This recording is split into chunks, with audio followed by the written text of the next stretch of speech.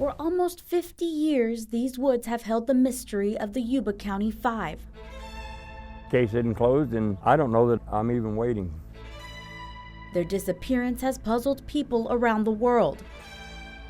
No way on earth that they went on their own. Is it possible something nefarious happened? Did one of these people turn on their own? No matter how simple you are, you ain't gonna take off in the woods. You get the answers to this case now. It's been 46 years, no need for this to go on any longer. And it is that disappearance that really kind of draws you into this case.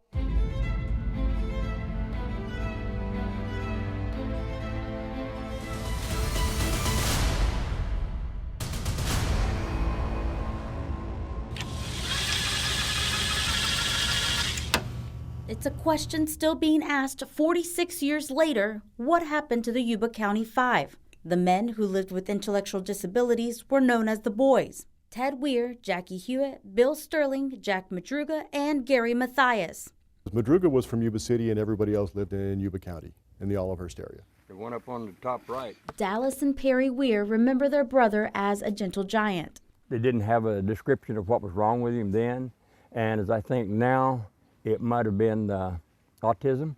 He could write and spell, and he could remember movies better than the rest of us. Tony Wright, author of Things Aren't Right, The Disappearance of the Yuba County Five, describes the other boys as very active and friends who loved to spend time together. And then you had Jack Madruga, who was 30 years old. He was a very quiet, introverted person, but very smart, very kind and loving, and that's how he was remembered by his family. Bill Sterling was 29. He was an avid bowler. He too was an athletic individual, known for being a very sweet individual. There was Gary Mathias, who was 25 years old. He was very athletic, known as a great brother. He was a musician who played in a rock band in high school, was a great harmonica player, spent time in the military. And then there was Jackie Hewitt, who was 24 years old. He was a great friend, a very loving person, very kind, very sweet.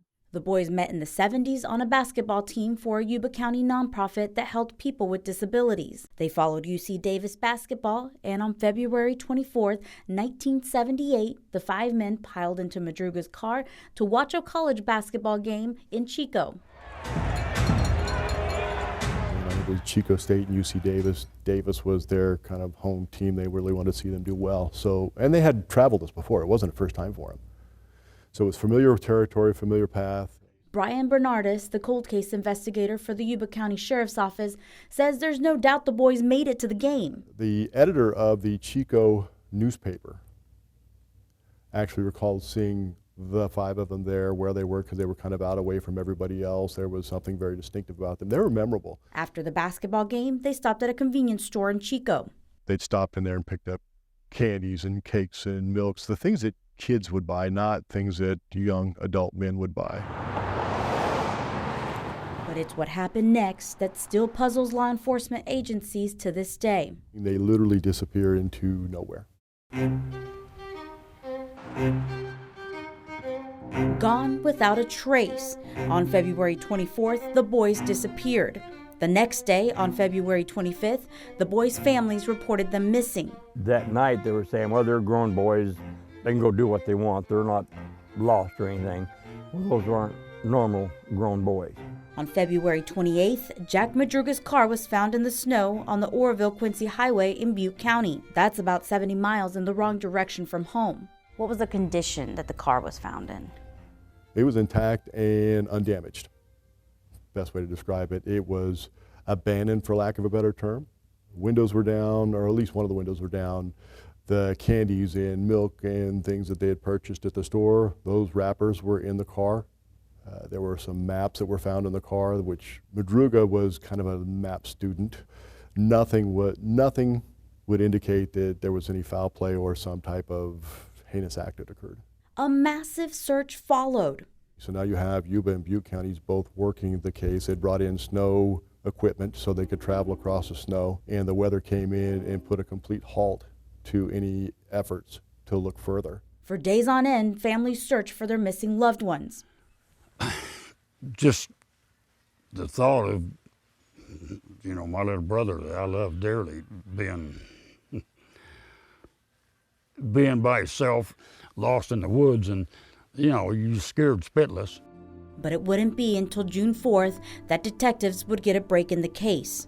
Motorcyclists off-roading near a rural Plumas County campground came upon some portable buildings used for fire crews during fire season. They found a broken window and went to take a closer look. And when they opened the door, the smell of decomposition was pretty intense, and they realized that something significant was in there, and they found a body, a human body, in there on a bed. It was the body of Ted Weir. Ted was laying in the bed on his back, and he was wrapped up very neatly in several blankets, as if somebody was trying to keep him comfortable or take care of him. He was in a tremendous state of decomposition. When Ted's body was found, investigators say he had lost almost 100 pounds. He starved to death. And then also they say there was cans of food open with a P-38, a military can opener. So who opened those, I don't know.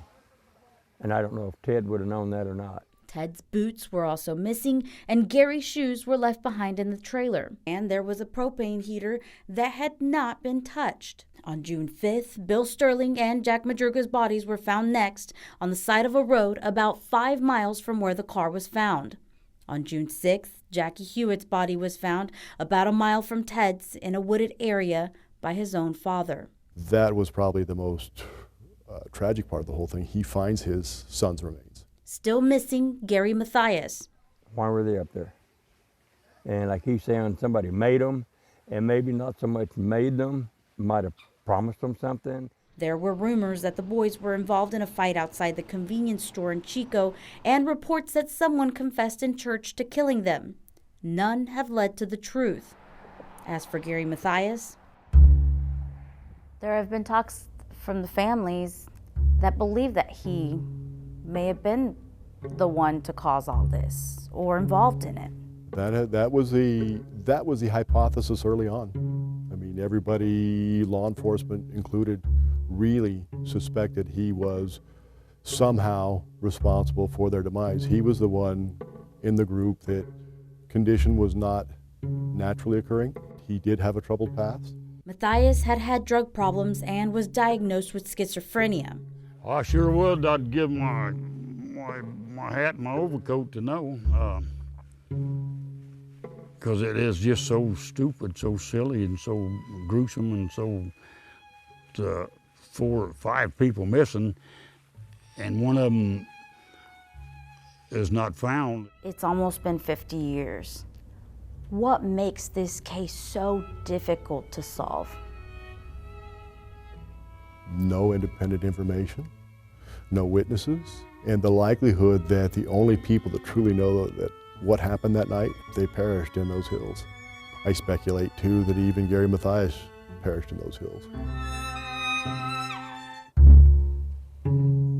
There's a lack of evidence. There were no fingerprints lifted or blood tests done. Sometimes, the passage of time, people get closer to their own mortality, and they feel compelled to confess to something they did because they realized how bad it was. Ted's brother Dallas turned 80 this year, and he says he has faith this case can still be solved.